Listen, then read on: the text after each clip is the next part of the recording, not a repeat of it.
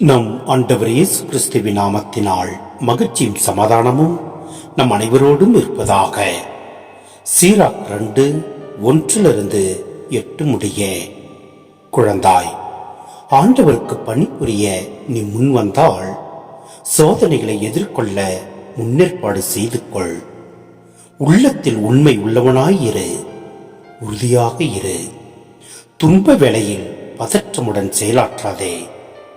ஆண்டவரை சிக்கன பிடித்துக்கொள். அவரை விட்டு விலகி செல்லாதே. உன் வாழ்க்கையின் முடிவில் வளமை அடைவாய். என்ன நேர்ந்தாலும் ஏற்றுக்கொள். இழிவு வரும்போது பொறுமையாயிரு.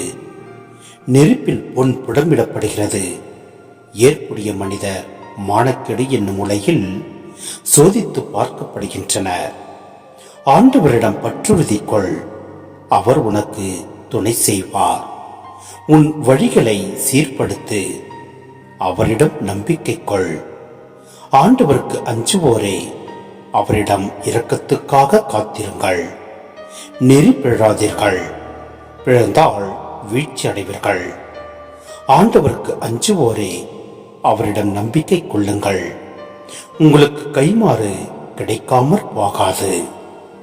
சிந்தனை: கடவுளை நம்பினோர் கைவிடப்படார் என்னும் மெய்ப்பாட்டு உண்மையை பல பொன்மொழிகளால் ஆசிரியர் உணர்த்துகிறார். ஆண்டவருக்கு அஞ்சு வாழ்கிறவர்களின் வாழ்க்கை நெறி எப்படி இருக்க வேண்டும் என்பதை அறிவுரைகளாலும் வினாக்களாலும் அறிவுறுத்தி உச்சக்கட்ட உண்மையாய் ஆண்டவரின் பரிவு, இரக்கம், மன்னிப்பு, மீட்பு ஆகியவற்றை அறிக்கையிடுகிறார்.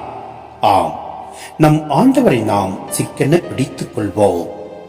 உள்ளத்தில் உண்மை உள்ளவனாய் இருந்து நம் வாழ்க்கையில் உறுதியாக இருந்து துன்ப வேளையில் பதற்றமுடன் செயல்படாது நம் ஆண்டவரை முன்வைத்து நாம் செயல்படுவோம். எப்படிப்பட்ட இன்னல்கள், சோதனைகள் ஏற்படினும் அவற்றை நாம் எதிர்கொள்வோம். அப்பொழுது நம் ஆண்டவர் நம்மை நிறைவாய் ஆசீர்வதிப்பார். ஆமென்.